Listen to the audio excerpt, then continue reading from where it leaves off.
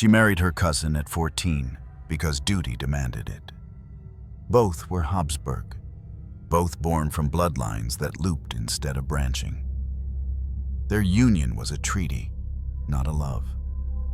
And her body, carrying that same tangled blood, failed her again and again. 4 children lost, 1 crown, no peace. She was born into power, not power earned nor chosen, but inherited, sealed in parchment and braided into her blood before she could breathe. Her name was Anna Maria Maurizia de Austria. Born in Valladolid in 1601 to King Philip III of Spain and Queen Margaret of Austria, but that name would not be hers for long. In the eyes of the dynasties that ruled Europe, she was never meant to be Spanish. She was born for France. From the moment she opened her eyes to the vaulted ceilings of the Spanish court, Anne of Austria belonged to someone else. Not to herself, not to Spain, but to a future sealed in consanguineous ink, where blood reinforced blood and family married family, not out of affection, but out of necessity. The Habsburgs were not merely a dynasty. They were a machine of titles, of marriages, of treaties written in the womb. A machine that valued the purity of bloodline above the clarity of gene. And so, Anne's destiny was never hers to sculpt. It was handed to her as surely as her baptismal candle, already flickering with the burden of alliance. She was a Habsburg, and that meant she was never truly a child. Her world was one of corridors and commandments. She was raised behind high walls and heavier expectations. In the Alcazar of Madrid, she learned Latin before she learned intimacy. She knelt before crucifixes long before she would ever be allowed to stand on her own. She was trained in silence, in obedience, in the subtle art of not resisting. They taught her to carry herself like a tapestry, something to be displayed, protected, but never touched. Her education was thorough, though not of the mind. It was of the body. How to walk with stillness, how to sit with grace, how to nod without agreeing, how to bear royal seed without question.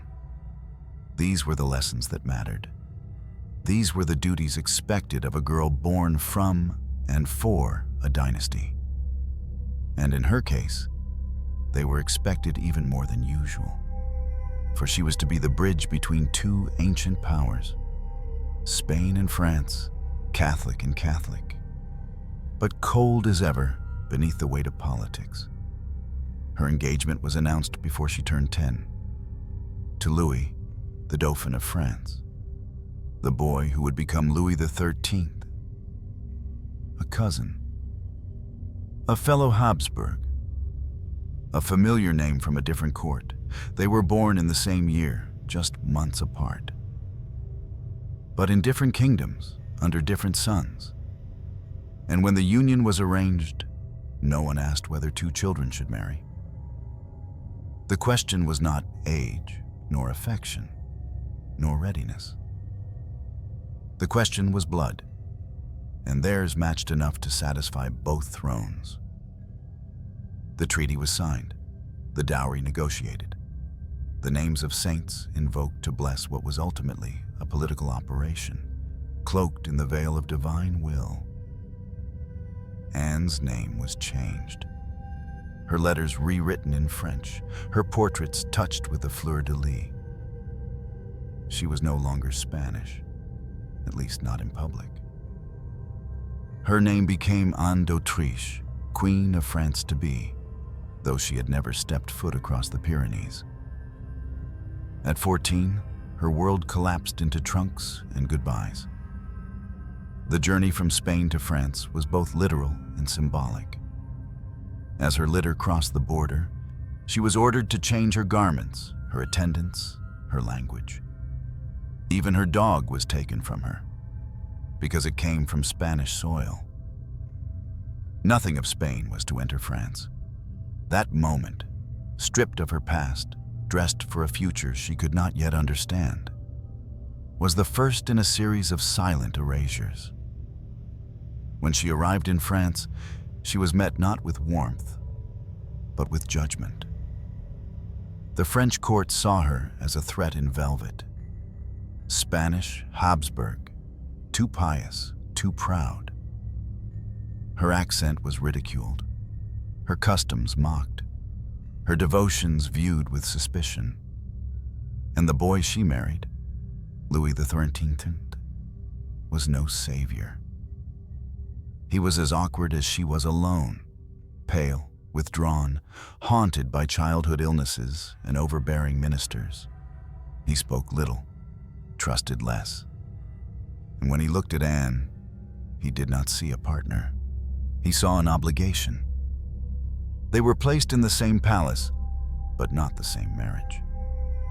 Their first years as king and queen were cold, not just in feeling, but in fact.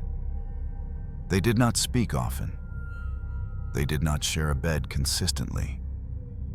They had no idea how to love, nor the space to learn. Every glance was watched, every dinner recorded, every absence questioned. Anne did what she was trained to do. She smiled, she curtsied, she prayed. She did not complain, but silence was not protection. It was a disguise, and the court saw through it. She was a queen without influence, a bride without closeness, and a young woman whose body had already become a public matter. For in France, a queen was not truly a queen until she gave birth to a son. Until then, she was simply a vessel waiting to be tested. And Anne was tested. At night, she would light candles before the Virgin and whisper prayers in Spanish. Soft, aching words that asked for what she could not command.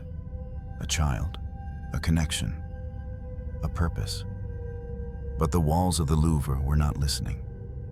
The kingdom wanted heirs. The king wanted distance. And the queen had only her rosary and the steady, suffocating weight of expectation. No one asked what she felt. No one wondered what it meant to be a girl asked to become a mother before she ever became a wife. She was told, wait, produce, endure. That was the inheritance she carried. Not just the Habsburg jaw or the Catholic piety, but the quiet acceptance that her body was not hers. It belonged to France. And if it failed, she would fail too. Anne of Austria was born of blood and expectation. But expectation is a cruel master, and the body, no matter how noble the lineage, has its own will. And Anne's body would begin to resist, not with rebellion, but with silence and loss, and bleeding behind curtains no one dared open. 14 is not a number made for crowns. It is a number made for games, for ink-stained fingers, for laughter not yet measured by protocol. But for Anne of Austria, 14 was the age of exile, of exchange, of erasure. The journey from Spain to France was not simply a crossing of borders. It was the unmaking of one identity and the forced adoption of another. The Infanta left Madrid veiled in ceremony, escorted by nobles who bowed with lips pressed but hearts clenched. Each mile she traveled northward peeled away something familiar. The cadence of Spanish prayers, the warmth of Andalusian sunlight, the comfort of voices who called her by the name she'd always known. By the time she reached the border, she was no longer Anna. She was Anne. And France was not waiting with open arms. Custom dictated that upon entering French soil, the bride must leave behind everything. Her Spanish attendants, her clothes, her books, her relics. even her dog.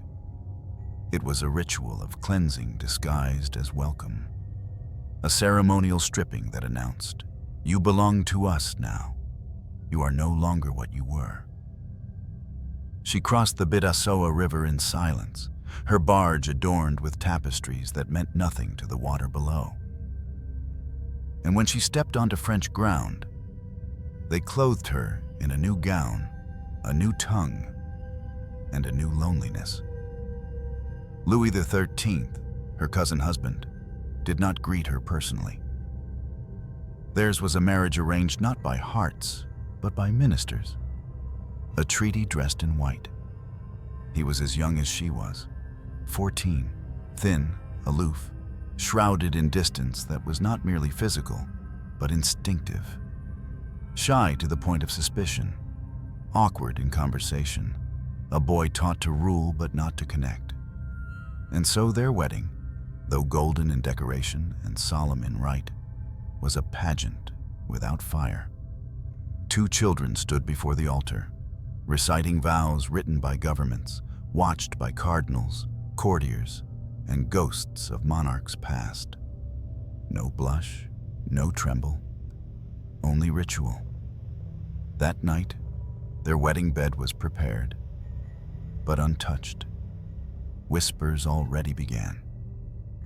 The Queen is Spanish. The King is devout. They do not touch. The first year passed with ceremonial obligations and emotional famine. They dined apart, prayed apart, lived apart in the same palace. The Louvre, once the seat of Renaissance grandeur, became a place of muffled footsteps and closed doors. Anne walked its corridors as though she were an apparition, seen but not embraced. She attended court events, performed her role, but behind her veil of etiquette lay a young girl choking on expectation. No child came, and the longer her womb remained still, the louder the silences became. In a court obsessed with lineage, a queen without a pregnancy was not a woman awaiting joy. She was a problem waiting to be solved. Anne tried to win affection where conception failed. She smiled. She curtsied. She gave gifts. She attended Mass with fervor. But French courtiers mistrusted every gesture, every nod, every rosary bead. Her Spanish entourage was seen as a foreign wall of secrecy, their accents marks of danger, their loyalty questioned with every new conflict that ignited between Bourbon and Habsburg. Even her beauty became a weapon turned against her. Some said she was too pale to be fertile, others that she spent too much time in prayer and not enough in bed. The rumors formed a second skin around her, a skin no crown could pierce. Louis remained distant. His affections, when they appeared at all, were fleeting and often political.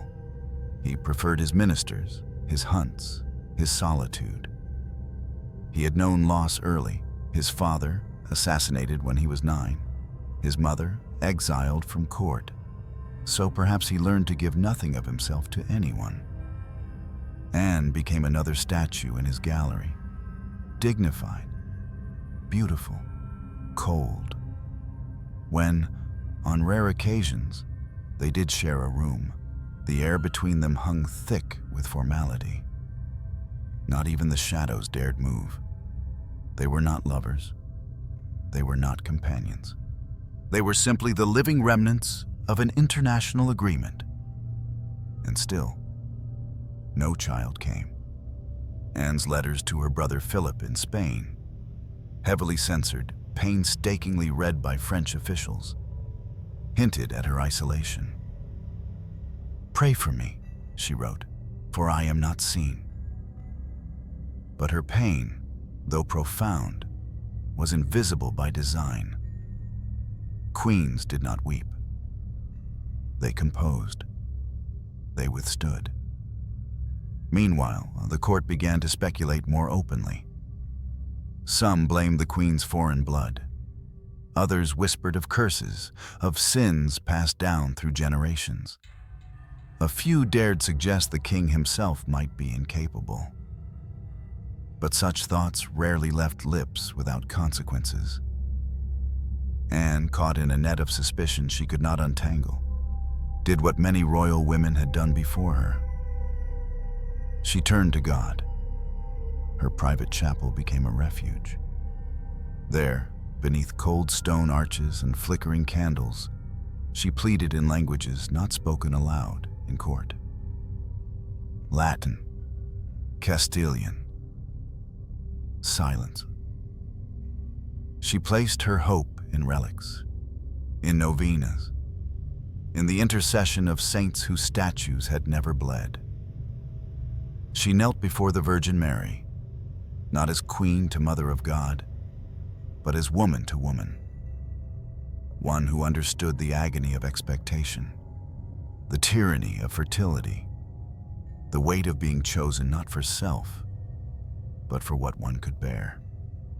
But the heavens gave no answer, and the palace gave no comfort.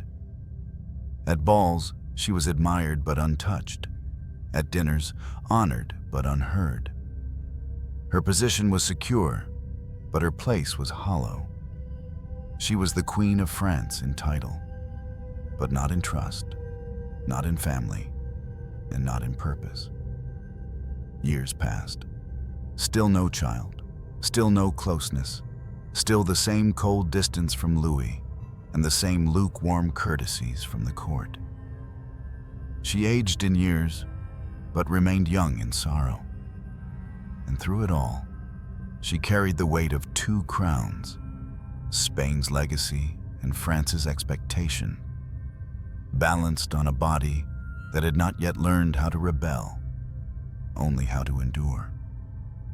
Anne of Austria, once a princess draped in velvet entreaties, had become a silhouette, outlined in protocol, hollowed by performance, watched by all, understood by none. And in that watching, something cruel was born. The belief that her worth would begin only when she gave France a son. And until then, she would remain unfinished. It began, as many tragedies do, with a flicker of hope, a missed cycle, a subtle fullness, a cautious whisper among her ladies in waiting. The Queen of France, after years of silence between her body and its purpose, might finally be carrying an heir. No announcement was made. The court had grown weary of hope. But inside Anne's chambers, the air changed. Curtains were drawn more gently. Steps softened on the stone. Every movement became a prayer. Every breath carried weight. She held her stomach with the same mixture of fear and wonder that thousands of women had before her. But unlike them, her fear was not only of loss, it was of scrutiny, of failure made public, of silence that, once broken, could not be forgiven. For once, the distance between her and Louis shrank, not out of affection, but out of necessity. He visited more, sat by her bedside with a stiffness that never quite softened, said the right things in the right tone at the right time. A king rehearsing concern, a husband in title only. Still, it was something. And Anne held to it the way a drowning woman might grasp a floating branch, knowing it would never bring her ashore, but unwilling to let go. The child grew. The court began to prepare. Discreetly, of course. A new set of linens was commissioned. A wet nurse identified. A priest kept ready should the child arrive too soon or too still. Anne was watched, measured, documented in ink and whispers. But her body, faithless, cursed, already a subject of speculation, had its own timeline. The pain came suddenly, without ceremony. A tightening in her back, a hot pressure in her abdomen, a wave of dizziness that made the world tilt sideways. She collapsed. Blood followed. It soaked through velvet. It streaked down her legs. It stained the floor of her chamber, where no stain was allowed to remain. She screamed once, then fell silent. The midwives rushed in. Prayers filled the hallway. A priest was summoned, just in case. No one said the word. Miscarriage. It was too real, too common, too feared. Instead, they said, unfortunate turn, divine mystery, God's will. But Anne knew what had happened. Her child was gone. The royal physicians avoided her eyes. The nurses wept quietly when they thought she was asleep. Louis did not come. Hours passed. The sun rose and fell behind the heavy curtains. In that darkness, Anne lay still, not because she lacked strength, but because moving would acknowledge that it had all truly happened. She had lost more than blood. She had lost the only thing that could protect her, the promise of life inside her. And without it, she was vulnerable again. A queen without an heir. A woman without a purpose. A target. When news reached the court, the response was immediate and sharp. Not with mourning, but with suspicion. She must have done something wrong. Perhaps it was the Spanish herbs. She rides too often. She prays too little. She prays too much. The cause didn't matter. What mattered was that it had happened, and that it was her fault. Louis, when he finally appeared, said little. He stood at the foot of her bed, hands clasped behind his back, mouth a thin line. No touch, no comfort. Only the king, checking a broken object for signs of repair. Anne looked at him once and then away. In the days that followed, her chambers remained dim.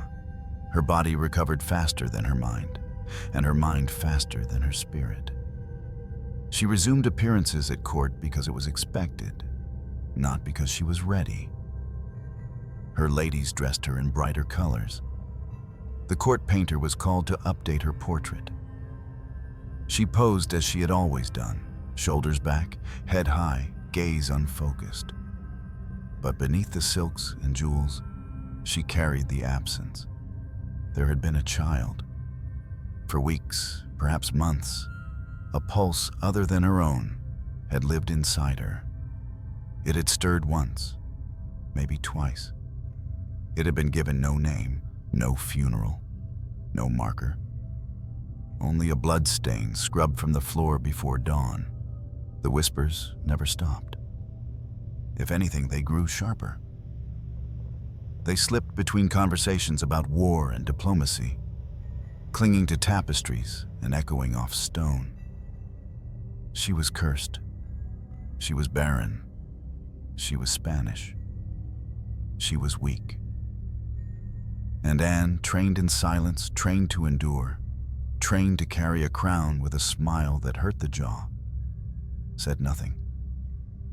She walked slower, laughed less, prayed more. The child had died, yes, but something else had died with it. Some thread of connection between her and the world that had demanded so much and given so little. In the chapel, she lit candles for a soul never baptized. Alone, she wrote letters to her brother, never mailed. At night, she pressed her hand to her belly as if trying to remember what it had felt like to carry hope. But memory is cruel. It does not let you choose what to keep. It keeps everything. The court moved on.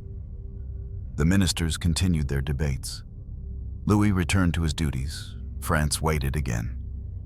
For another pregnancy, another chance. Another test of Anne's usefulness. No one spoke of the child again. Not the king, not the court, not the queen. but the silence grew louder than words, and it echoed down the halls of the Louvre. Through the cold chambers and beneath the painted ceilings, into the heart of a woman who now understood that her womb was not her own, her grief not hers to claim, her pain not worthy of mourning. She had lost a child, and gained the knowledge that next time, if there would be a next time, she would be watched even more closely, praised if she succeeded, blamed if she didn't, and never, ever allowed to forget that in France, a queen was only as valuable as the life she could create. And Anne of Austria, for the first time, but not the last, had failed. One loss was a tragedy. 2 became a pattern. 3, a sentence. Anne of Austria did not weep publicly. She had learned early that royal tears were not water, but weapons, used against her, not for her. So when the second pregnancy ended, she did not cry. She shut the door, closed the curtains, and disappeared into the folds of protocol. There was no announcement this time. No joyeuse anticipation, no muffled celebration, no embroidered gowns commissioned in advance. Only the quiet, measured gestures of a court already holding its breath, afraid to hope, quicker to judge.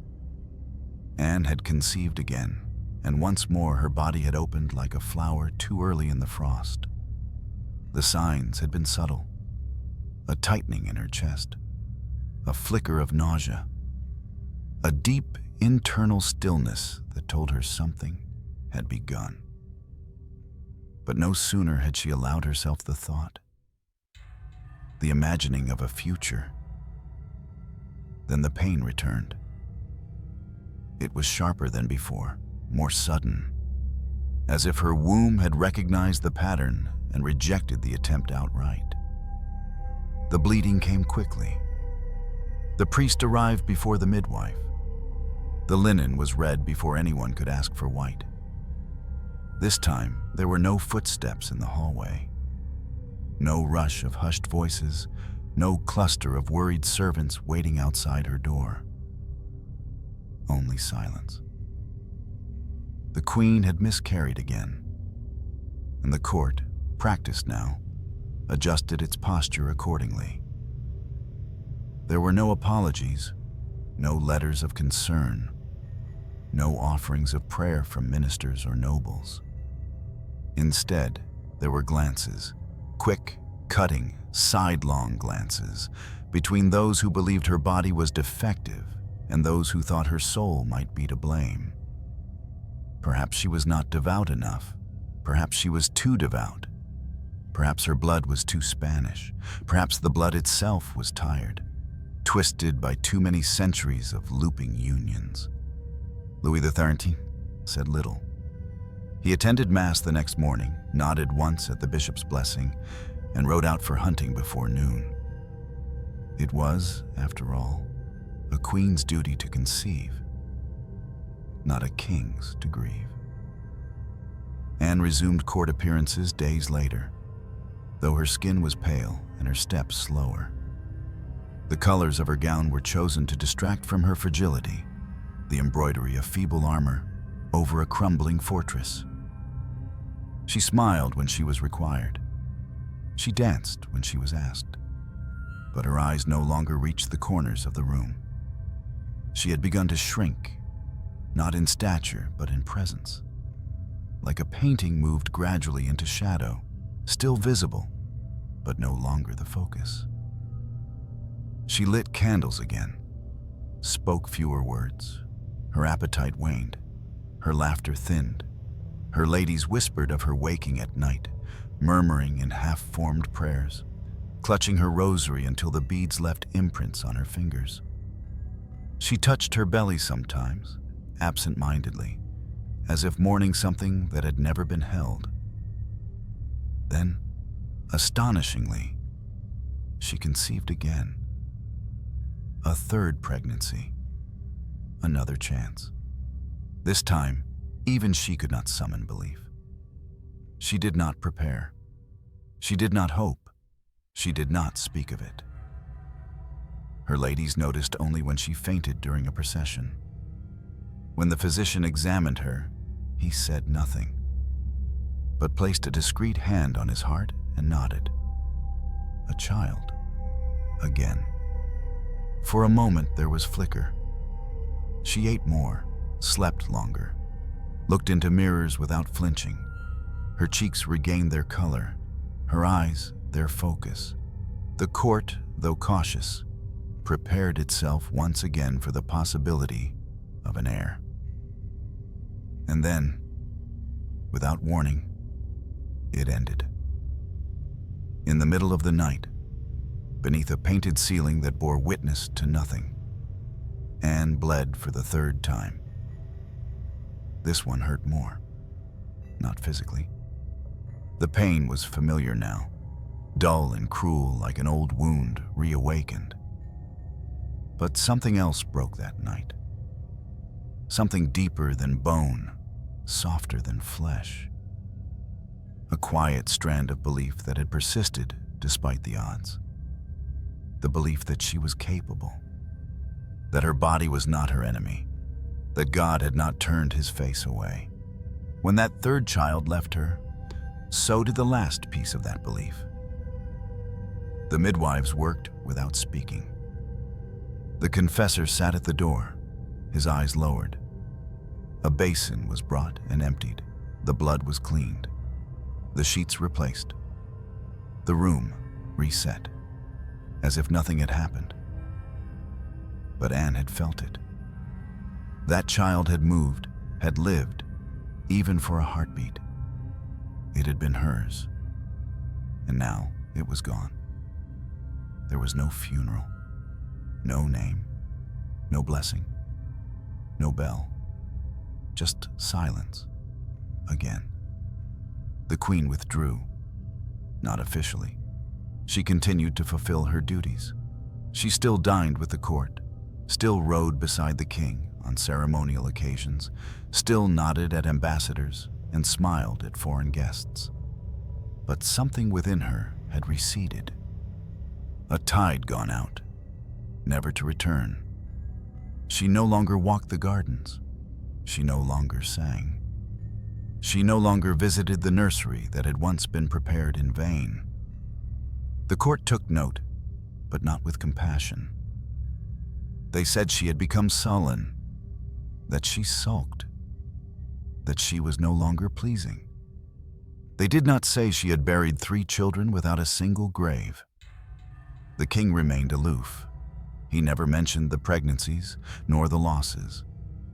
When he spoke to her, it was in the clipped, formal language of state and ceremony.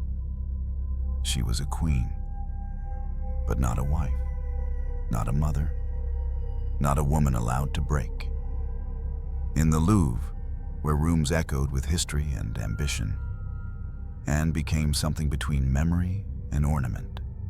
She existed, she moved, she appeared, but she did not live. And the world, once so wide, filled with voices and duties and the possibility of joy, had begun to shrink, room by room, month by month, until all that remained were her prayers and the sound of her own breath in the darkness. By the time the 4th pregnancy came, no one celebrated. There were no whispered congratulations among her ladies, no new linens ordered, no hopeful sketches in the royal nursery. Not even the priest said anything aloud. They all knew what had come before. And what had come before was failure. Soaking the floor, silencing the halls, scraping a layer of life off Anne's spirit each time it happened. So they waited, quietly, carefully, suspiciously. Anne said nothing. She moved through her days like a ghost that had grown tired of haunting itself. Her face was composed, unreadable, blank in a way that suggested not peace but fatigue. fatigue so deep it had settled into her marrow and refused to rise.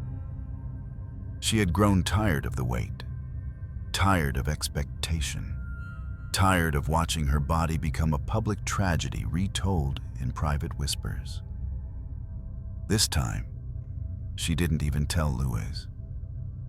He would have known, of course. Her face changed, her appetite shifted. Her hand moved instinctively over her belly when she thought no one was looking.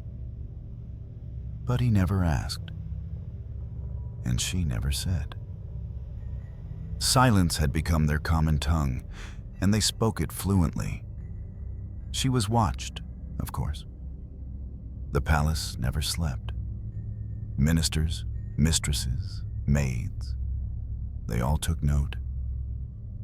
Every plate she left unfinished, every yawn at court, every time she paused before kneeling at chapel, these were all recorded, interpreted, twisted into signs. But Anne ignored them. She had learned, finally, the one skill every royal woman must master: how to disappear in plain sight. And yet, her womb would not comply. The pain returned late in the night, not as a sudden strike, but as a slow, tightening pressure like the closing of a fist around her center. She felt it first in her back, then low in her spine, then spreading forward like a tide that could not be turned back. She dismissed her maids. She barred the doors. Only one midwife remained, and her confessor. No one else was allowed in, not even her closest ladies, not even the guards. She miscarried in silence. No screams, no sobs, only the wet sound of grief unfolding beneath candlelight. The child was lost, again. And this time, something else went with it. The midwife looked up. The queen didn't speak. The confessor stepped forward. Anne turned away. There was no prayer, no cleansing, no holy water. There was only stillness. And then, the knocking began. Someone had spoken. Someone had told. Within the hour, the palace stirred. Rumors spread faster than doctors. Whispers bled through stone. By dawn, the accusation had already taken shape. Treason, sabotage, witchcraft. Not against the crown, against the queen. They said her maids had poisoned her herbs, that her Spanish companions had conspired to prevent an heir, that Anne had trusted the wrong hands, allowed the wrong prayers, followed the wrong rituals. Her ladies were interrogated, their quarters searched, bottles confiscated, letters read aloud in rooms not meant for truth. One was arrested, another fled. Her confessor, who had seen her at her weakest, who had held her trembling hand, was removed from court under the order of the king. Louis did not visit her. He summoned her instead. The message was delivered with all the coldness of law. His Majesty requests Her Majesty's cooperation with the inquiry. She sat before him, pale and steady, while ministers spoke as if she were not there. They listed herbs. They mentioned bleeding. They cited foreign influence and clerical impropriety. She said nothing. She did not defend the women who had held her hair back while she vomited, or the priest who had whispered psalms when she bled, or the quiet hands that had washed the sheets before sunrise. She did not name names. She did not beg. She simply endured. When the accusations were finished, she stood and left. Her chambers were different when she returned. Cleaner, emptier. Her Spanish entourage had been reduced to 2. The others, some dismissed, some punished, some vanished, were not spoken of again. The confessor had left a rosary behind. She found it, wrapped in linen, tucked beneath a pew in the chapel. She kept it hidden in a drawer no one else touched. No one apologized. no one admitted the obvious, that the queen had lost a fourth child, that her body had betrayed her once again, that the system built to support her had crumbled instead into a wall of blame.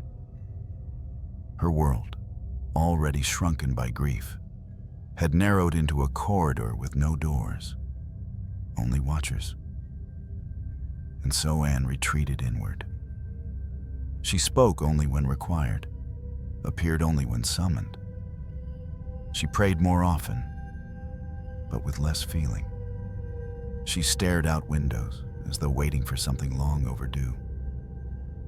Her gowns grew darker, her smile fainter. The pearls she wore around her neck seemed heavier, and through it all, the court watched. They watched her face, her figure, her fingers. They watched her walk and whisper and wake. They watched, not out of care, but calculation. Because if she failed again, they would know where to place the blame. The queen, they said, had grown too silent. The queen, they said, was hiding something. The queen, they said, was the problem. But Anne knew better. She knew that the blame had become a curtain, and behind it, they could hide anything. Even cruelty, even injustice, even the fact that no one, not the king, not the court, not the ministers or the cardinals, had reached for her hand when she was bleeding. They had reached only for explanations. She had failed to produce an heir, and failure in France was never private. It was a spectacle, a crime, a reason. Anne of Austria had given everything she could, but nothing she gave was enough. And now she understood what queens were made for: to carry the burden, to suffer in silence, to be blamed when the blood came and forgotten when it dried. Then, after 22 years of marriage, after 4 lost children, after endless nights wrapped in linen and whispers, she conceived again. But hope by then was not a guest in her chambers. It was a stranger, an intruder, something she barely allowed herself to notice. She did not touch her belly.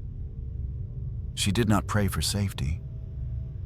She did not tell her ladies, nor write to her brother, nor ask for the bishop. She waited, like someone who has heard thunder so many times they no longer expect the storm to pass. At first, the signs were fragile. Her skin grew warmer, and her hands shook slightly when she stood too quickly. Her appetite returned in strange rhythms. One maid saw her place her palm over her abdomen and close her eyes just once and quickly. Word spread slowly. This time no one rushed to declare a blessing. The midwives moved more quietly, the ministers more cautiously. The king, if he noticed, said nothing at all. But the court knew. The court always knew. And so France held its breath for the 5th time. Anne remained in her chambers more often. She avoided public ceremonies. She was not seen at Mass. Rumors spread, as they always did. Some said she was already miscarrying again and hiding the shame. Others that she was faking a pregnancy to distract from political unrest. One ambassador wrote home that the Queen's face looked hollowed and exhausted, as if preparing for death more than birth. But the pregnancy continued, and as her belly grew, so did the noise. Not joy, not celebration. Something more complicated, heavier. Whispers. How had it happened, they asked, after 2 decades of coldness? Louis and Anne had long lived like shadows of one another, appearing together, moving through courtly rituals, but rarely, if ever, sharing a room. Even when required to stand side by side, there had never been warmth, never the suggestion of closeness, never the tenderness of hands brushed or glances held. So how, then, had this child come to be? Some spoke of Cardinal Richelieu, not as the father, but as the orchestrator. It was said that Richelieu had arranged a reconciliation between the king and queen after a night of illness, that he had sent away all witnesses, closed the palace doors, and ensured that what needed to happen did. Others whispered of something stranger, that a servant had been sent in the king's place, that Anne had taken a lover under political orders, that an immaculate deception had been performed to save the monarchy from collapse. Still others, those who kept their tongues behind their teeth, said only one thing: it is too convenient. And perhaps it was, because when the labor came, it was swift and difficult, and when the child emerged, screaming and red and real, the kingdom seemed to split open in shock. A boy, alive, whole. Louis Dieudonné, they named him, God-given. A name heavy with implication, designed to silence doubt and sanctify his existence before the ink on the first rumor could dry. He was wrapped in gold thread, blessed in 3 languages, and paraded before courtiers who bowed not only to him, but to the legitimacy he represented. France had an heir, Anne had a son, and yet, beneath the celebration, there was something fractured. The king visited his newborn, but with the same formality he gave to his ministers. He kissed the child's forehead, but did not hold him long. He congratulated the queen, but did not meet her eyes. There was no joy between them, only duty fulfilled, only a box checked. And Anne, lying in bed, pale and damp, knew what that meant. This child would not bind them. This child would not erase what had come before. This child was a miracle, yes, but a miracle wrapped in suspicion, surrounded by shadows, and born into a court that would never forget the silence that had preceded him. They held christenings, feasts, fireworks, but they also held their doubts. Some said the baby looked too much like Anne's Spanish lineage. Others said he resembled no one. One noblewoman whispered that the boy's eyes were too dark to be Bourbon. Richelieu, always present but never central, was seen more often at court. His influence, already towering, grew heavier. He stood at the child's baptism with a look that was unreadable. Satisfaction, perhaps, or control. The queen smiled, as she always had. She held her son with trembling arms and closed lips. She looked down at him, this small, soft bundle of salvation, and wondered if he would live long enough to remember the silence in which he was conceived. He would. He would become the Sun King. He would outshine every shadow that had touched her life. But in that moment, in the flickering candlelight of her recovery room, he was not a monarch, not a symbol, not a prophecy. He was hers, and he was alive. And for the first time in decades, she allowed herself to believe that maybe, just maybe, the curse had lifted.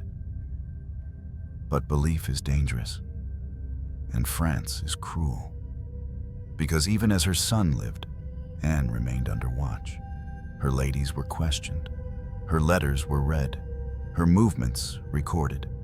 She had given them what they wanted, and still, they did not trust her. Still, they called her Spanish.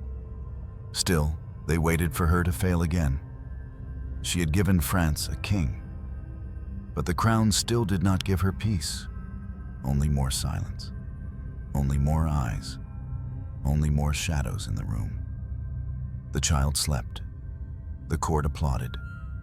And Anne, Queen of France, mother at last, sat alone in a room too bright, too loud, too full of people who could not understand that even victory, when it comes too late and too heavily questioned, tastes like ash.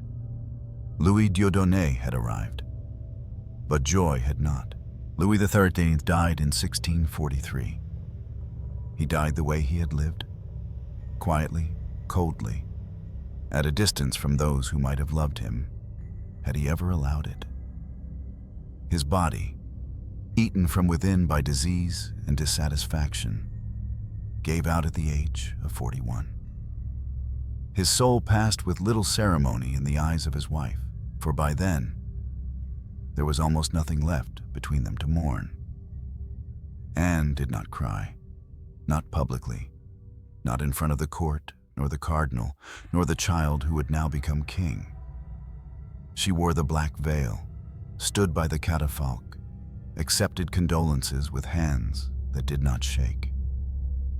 But inside her, where grief lives like a quiet tenant, there was not devastation. There was calculation. Because with Louis's death, something else was born alongside loss. Power. Real, official, undiluted power. For the first time in her life, Anne of Austria was no longer simply a vessel, a foreign queen, a watched woman. She was now the regent of France. Ruling on behalf of her 5-year-old son, Louis XIV, the God-given heir she had waited more than 2 decades to bring into the world. But nothing in Anne's life had ever come without condition. The crown had been placed on her head, yes, but with invisible strings attached, strings that led directly into the hands of a man she did not fully control. Cardinal Mazarin. He was Richelieu's successor, a cunning, brilliant, Italian-born priest who spoke the language of manipulation better than any courtier, any ambassador, any monarch. He had the ear of the queen. He had access to the boy king. And almost immediately, the court began to murmur that he had something more. Anne's affection. No proof. Only glances, only timing. Only that he entered her chambers when the corridors were quiet and left them before the light returned. Still debated, still uncertain, still dangerous to speak aloud. But in the salons of Paris, in the whispered corners of Versailles, in the kitchens and stables and painted halls, one phrase began to echo. The queen is not ruling alone. And so began a reign wrapped in suspicion, draped in incense and politics, guarded not only by soldiers, but by secrets. Anne, who had been frozen for decades beneath the shadow of a husband who rarely touched her, now stood alone. But she did not rule unchallenged. Because France, though willing to kneel before a 5-year-old king, was not prepared to submit to a woman. Not truly, not fully, and especially not a woman accused of loving too much, too privately, too foreignly. The court split. The nobles bristled. The Parliament of Paris, long hostile to centralized power, began to push back against her decisions, questioning her every edict, demanding transparency, opposing taxes, stirring rebellion. She answered with steel. Anne, quiet no longer, summoned the full force of royal authority and signed what needed to be signed with her own hand. She aligned herself openly with Mazarin. She silenced dissent where she could and ignored it where she couldn't. Her regency became an act of balance between public suspicion and private will, between royal ceremony and political fire. But the flames grew, and by 1648, they ignited fully. The Fronde, a civil uprising, a revolt of nobles, magistrates, and citizens, all of them furious, frightened, and unwilling to accept the consolidation of royal power under a Spanish-born queen and an Italian-born cardinal. They rioted in the streets of Paris. They barricaded doors, looted homes, printed pamphlets accusing Anne of tyranny, of lust, of foreign corruption. They called her Madame Deficit, the Spanish widow, the puppet master's puppet. Some even accused her of plotting the king's death so that she could rule unchecked. Anne did not blink. She gathered her son in the dead of night, wrapped him in furs, and fled the capital. The Queen of France, holding the future Sun King in her arms, rode through frost and fear, through torchlit forests and unwelcoming towns, chased by nobles who claimed to act in the name of liberty, but smelled too strongly of ambition. They slept in cold beds, ate meager food, watched the wind peel the gold off their titles. But they endured. And eventually, through compromise, suppression, and the relentless cunning of Mazarin, the Fronde collapsed. The Queen returned. The crown remained. But the silence did not. Though she had survived, she had not emerged unscathed. Her authority had been tested, cracked, reshaped. Her image, once mournful, then powerful, was now something else entirely. Complicated. Some saw her as a savior, others as a traitor. Few saw her as a woman, even fewer as a mother. And perhaps that was the deepest cut, because Anne, in the years after Louis XIII's death, did not only fight for France, she fought for her son, for his reign, for the dynasty that had nearly collapsed under her miscarriages and been reborn through her pain.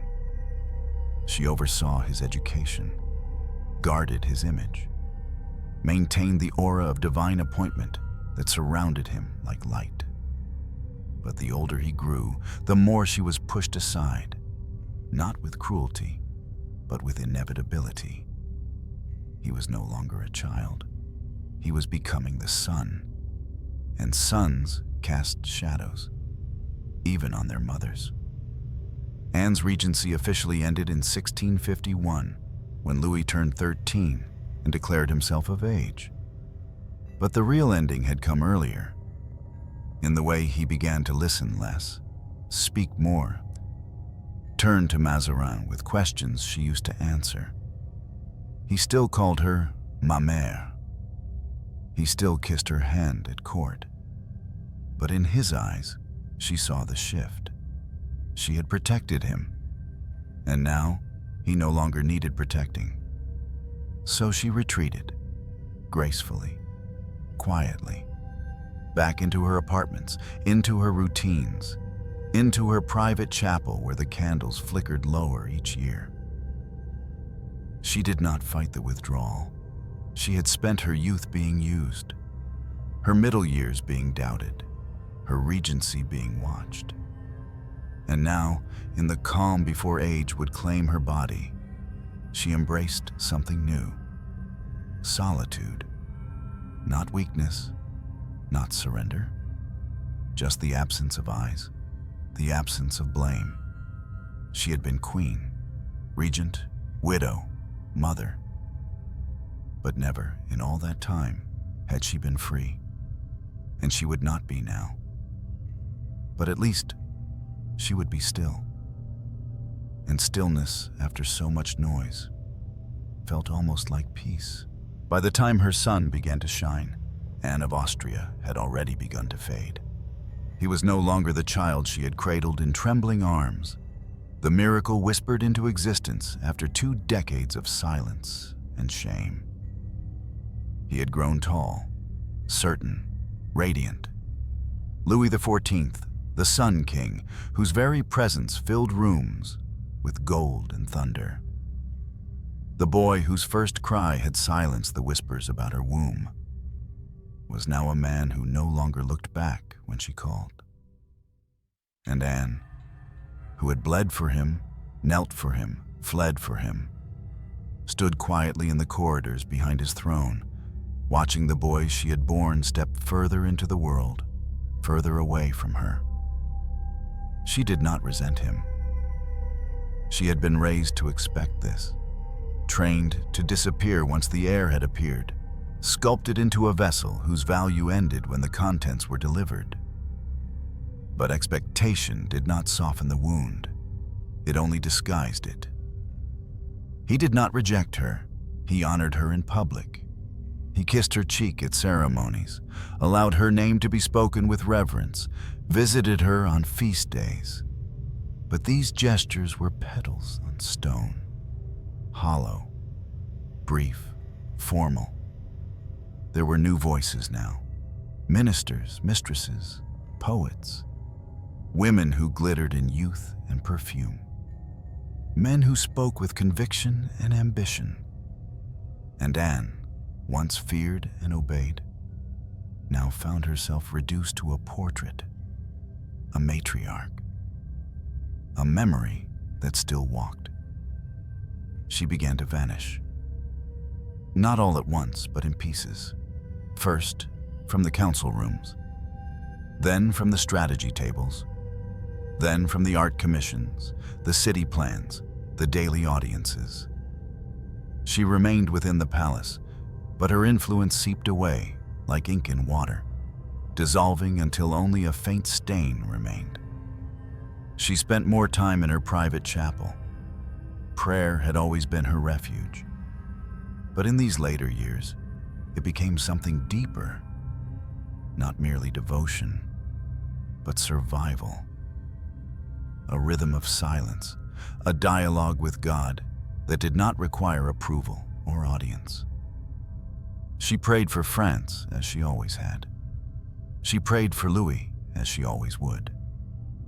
But more than anything, she prayed for the children she had lost. No one mentioned them anymore. Their names had never been written. Their bodies had never been buried where people could mourn. They were echoes, blurred shadows in the long gallery of her memory. But to Anne, they were real, and they had been hers. At night, she lit candles not just for saints, but for the silence. 4 candles, always 4, placed in corners of her room that no servant was allowed to dust. One for the first child, lost before anyone believed she had conceived. One for the second, who moved once, then stopped. One for the third, whose faint pulse had flickered beneath her ribs before vanishing into blood. One for the fourth, who had arrived in secret and departed just as quietly. They did not bear names, but they bore weight. A weight that never lifted, not with time, not with power, not even with the birth of Louis. Because even as she became the mother of a king, she remained the graveyard of 4 souls no one else remembered. She did not speak of them. That was not allowed. That had never been allowed. To speak of failure was to invite shame. To speak of loss was to admit vulnerability. To speak of pain was to betray the mask. So she wore the mask, as always. But it grew heavier. Her health began to decline. Slowly, then rapidly. First fatigue, then swelling in the chest, then breathlessness, a deep ache that curled beneath her ribs like a coiled serpent. The physicians said little. They used words like obstruction, fluid, nervous collapse. No one dared say what it truly was: breast cancer. Not publicly, not to her face. But she knew. She could feel it, spreading, tightening, a quiet violence that took more from her each month. Her steps slowed. Her appetite shrank. The glow that had once adorned her portraits dimmed into a pale gray. She retreated even further.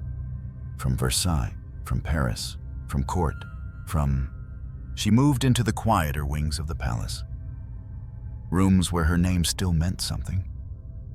Where the walls were hung not with mirrors, but with icons.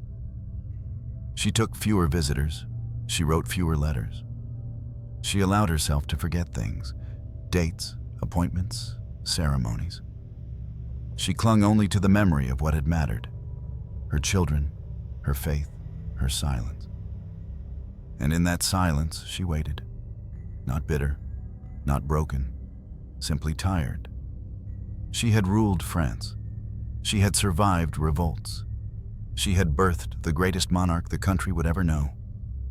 And yet, she had never been truly known herself. She had been defined by what she had carried, by what she had lost, by what she had been unable to control. And now, in these last years, there was no more need to perform. She no longer needed to be queen. She no longer needed to be strong. She could just be a woman, dying. The courtiers speculated about her condition, but did not ask. The king visited her once a week, stayed for precisely the amount of time propriety required, and then left, his scent of rosewater lingering after he had gone. She did not fault him. He had his kingdom. She had her silence. And it was enough.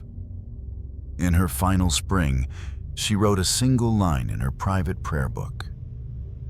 "Let the world forget me, but not my children."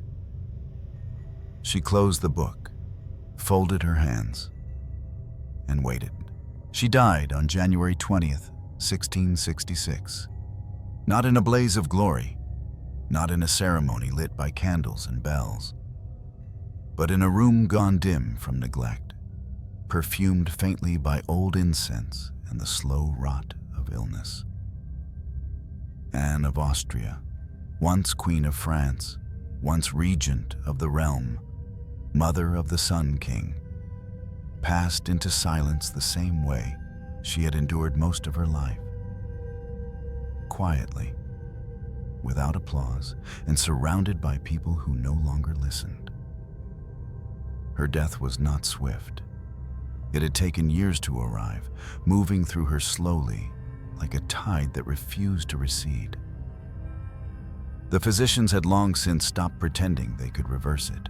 What had begun as discomfort in the chest grew into a mass, a pressure, a persistent pain that eventually made breathing itself an effort.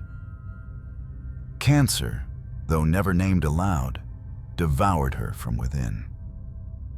They called it dropsy, blockage, the affliction, anything but the truth. She refused most treatment. She accepted prayer. In her final months, she could barely leave her bed.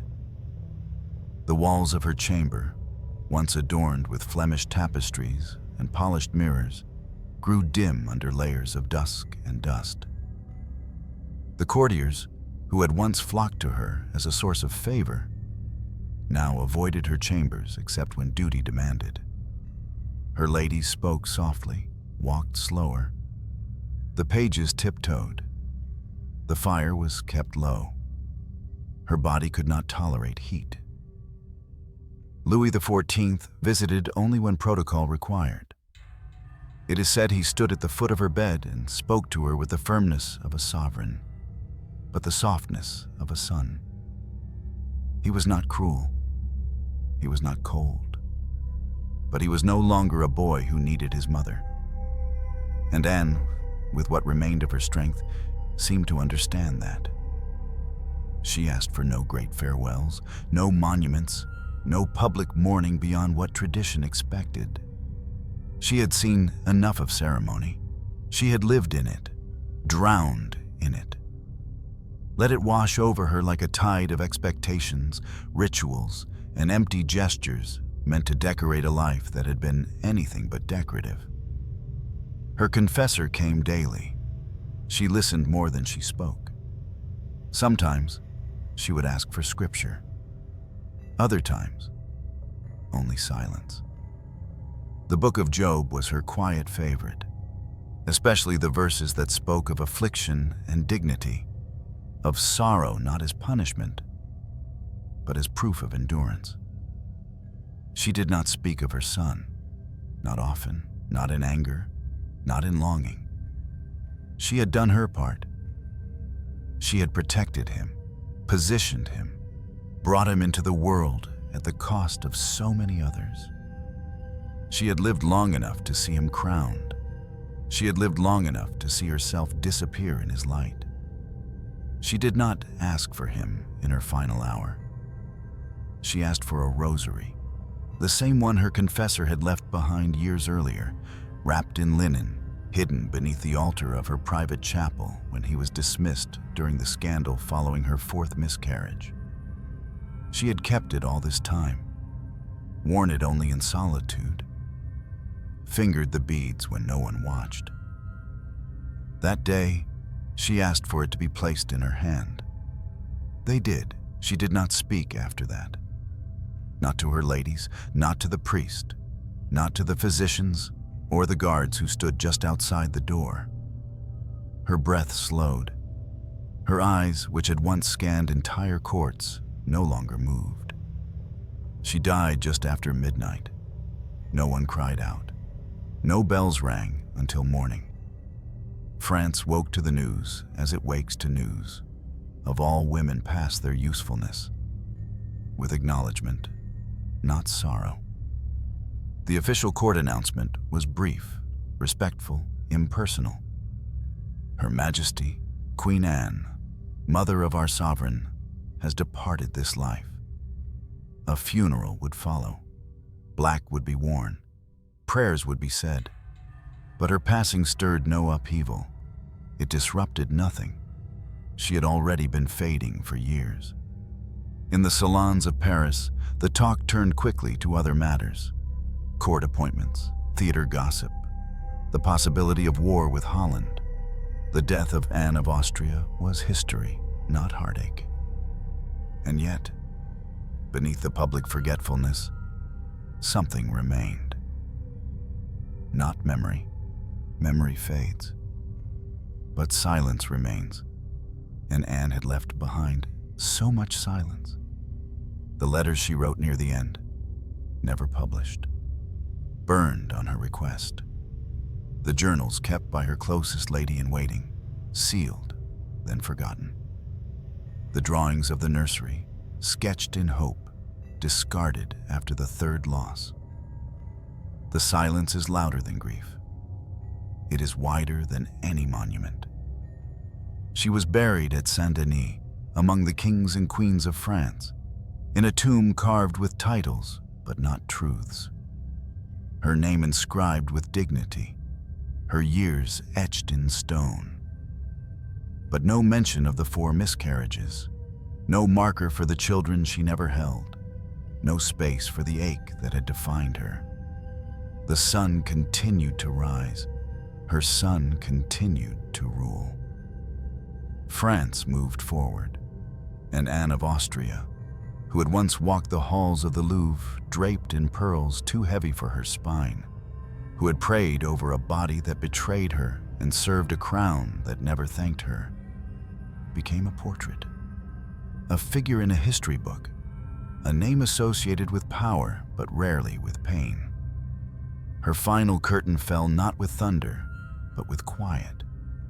And that, perhaps, is the cruelty of queenship. That a woman who bleeds, who bears, who bends beneath centuries of expectation, can die with dignity, but without remembrance.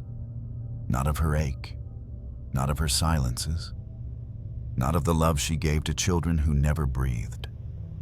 She had been many things, queen, regent, mother. But history would remember only one, and the rest, as always, would be folded into shadow. She gave France a king. She gave the crown a legacy. She gave her body again and again. to expectation.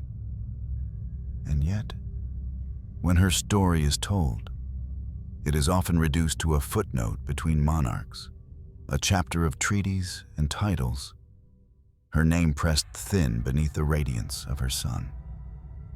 But Anne of Austria was not merely the mother of Louis XIV. She was the burial ground of 4 unnamed children, the scapegoat of a foreign alliance, the silhouette of a woman who bore the full weight of a crown while being denied the softness of mercy. She lived in a world that measured a queen by her womb, her silence, and her survival. And she gave all 3. 4 times, she felt life spark within her, only to have it extinguished before it was seen, before it was heard, before it was allowed to matter. And when that happened, when blood came instead of breath, she was not comforted. She was investigated, accused, abandoned. A miscarriage was not a personal grief in her world. It was a political failure, a royal inconvenience, a public loss painted over in protocol and prayer. No candles burned for her sorrow. No black veils were drawn for the lives she lost. There were no gravestones, only silences. And silence in her time was not an absence of noise. It was a sentence. And silence was enforced by diplomacy, maintained by clergy, amplified by court gossip, and weaponized by those who saw her suffering as weakness, or worse, as guilt. She endured exile within her own palace. She was watched more than she was loved. And even in power, she was never allowed to forget that her body had once failed the realm. But what kind of realm demands perfection from a womb? What kind of system venerates motherhood while punishing mothers? What kind of legacy forgets the price of inheritance? Because when Louis XIV ascended, the court did not say, "He is the child of a woman who bled to bring him here." They said, "He is the child of France." And in that one phrase, she was erased again. Like so many women before her, like so many after. She was a queen, not just in title, but in duty, in burden, in invisibility. And when she finally succeeded, when her body, battered and doubted, gave the world a king, it was the child who was remembered, not the cost. That perhaps is the most tragic legacy of queens like Anne. That success does not erase pain. It only hides it beneath velvet and ceremony. The child lives. The lineage continues. The curtain falls. And the woman? She becomes a myth. Or nothing at all. In the great halls of Versailles, beneath ceilings painted with gods and victories, her name still echoes faintly, a whisper behind a title, a mother in the shadow of a throne. But if you listen, if you truly listen, you might hear something more than courtly protocol. You might hear a question left unanswered by centuries of silence. How many children must a queen bury in secret before the world remembers she was human first? And how many more must be forgotten before we begin to ask why?